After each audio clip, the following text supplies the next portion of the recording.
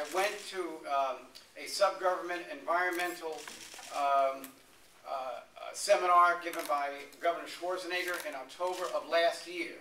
And it was concluded at that event that the issue of water usage and water protection will be as important in the next decade as healthcare, education, energy, any other subject that's being addressed on the global scene.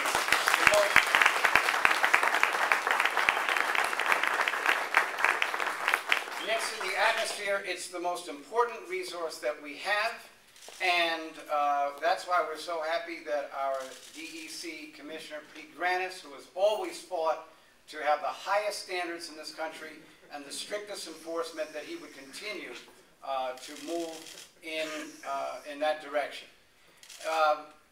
The issue of electronic waste is an issue that I was not particularly familiar with from a public policy level until a couple of years ago, but one that I always wondered about in terms of just day-to-day usage. When you throw out old televisions or electric razors or these types of, or the antiquated ancient CD players that people used to use, that when they get thrown out, people don't wonder about what happens to them. They absolutely should.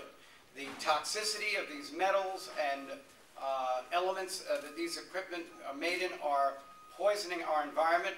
We have legislation in right now to regulate that. I'd like to see the legislature pass it today, so we can all come back on Thursday and sign the legislation so we can move further.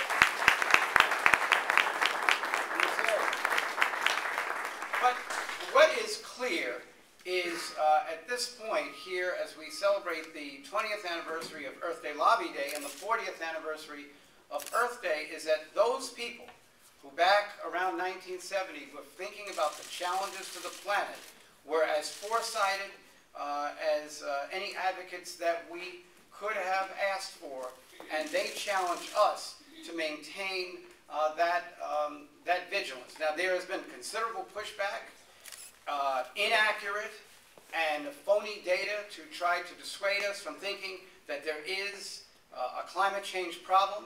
So I'm going to cite a known fringe group of advocates, NASA. NASA says that 2009 was tied for the second hottest year on record, that the decade from 2000 to 2009 was the hottest decade on record. It broke the record from 1990 to 1999, and back then they broke the record from 1980 to 1989. Are we starting to see a trend here? There is certainly a climate change issue, and one that needs to be addressed, and one that needs to be advocated, that the full facts come out, as they did not in the previous administration, to urge us in a direction such as we are taking in New York to make sure that every state conforms to the 1995 levels of energy use and reduces them by 80% by the year 2050. And that's what we're dedicating ourselves to. We have issued in the state a new energy plan that makes it clear that the carbon footprint has to be reduced more and more so that our next generation, the generation after that, will be able to survive.